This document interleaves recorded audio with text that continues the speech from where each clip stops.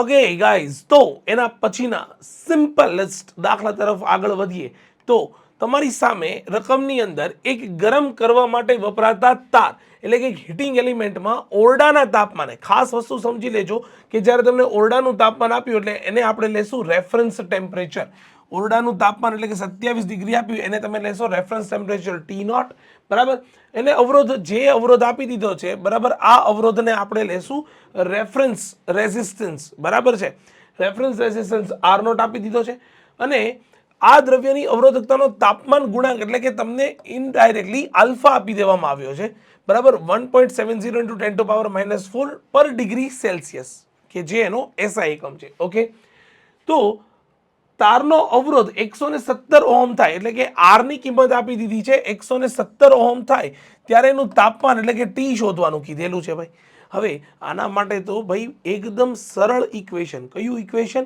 તો કે મને એક વસ્તુની ખબર હોવી જોઈએ કે આના માટે મને શું આવડતું હોવું જોઈએ, તો કે અવરોધનો તાપમાન સાથેનો સંબંધ. હે સર, અવરોધનો? સર, ટોપિક તો કંઈક અવરોધકતાનો તાપમાન સાથેનો સંબંધ નહોતો ભાઈ. બંનેના ઇક્વેશન સેમ ટુ સેમ છે, ખાલી અવરોધકતાની જગ્યાએ અવરોધને એમાં આપણે રિપ્લેસ કરીએ છીએ. ચલો જોઈએ ઇક્વેશન શું છે ભાઈ. આમ તો બધાને ફિંગર ટિપ્સ ઉપર આ ઇક્વેશન યાદ રહેવું જ જોઈએ. એમ છતાં R ઇઝ ઇક્વલ ટુ એટલે કે R તમને જે તાપમાને માગ્યો છે એ તાપમાને અવરોધ બરાબર R0 એટલે કે રેફરન્સ ટેમ્પરેચરનો અવરોધ ઇન્ટુ બ્રેકેટ 1 પ્લસ આલ્ફા શું આવશે, તો કે T માઇનસ T0 આવી જશે. ચલો ડન, આટલી વસ્તુ ખબર પડી.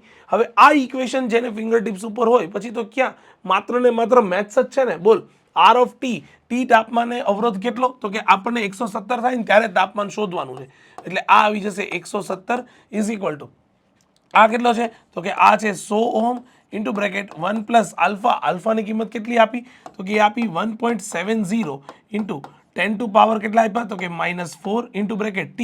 T તો તમારે શોધવાનો છે, માઇનસ T0 કેટલો છે, તો કે 27 ડિગ્રી. ચલ ડન, આટલી વસ્તુ ખબર પડી ગઈ. ચલ આને આના છેદમાં લાવી દઈએ એટલે 117 ના છેદમાં 100 એટલે આ આવી જશે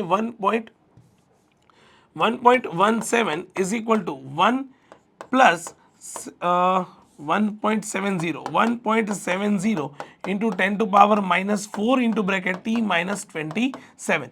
ચલો ડન, આટલી વસ્તુ ખબર પડી. આને આ બાજુ લાવી દઈએ એટલે અગેન 1.17 આવી જશે is equal to 1.70 into 10⁻⁻4 into bracket T minus 27.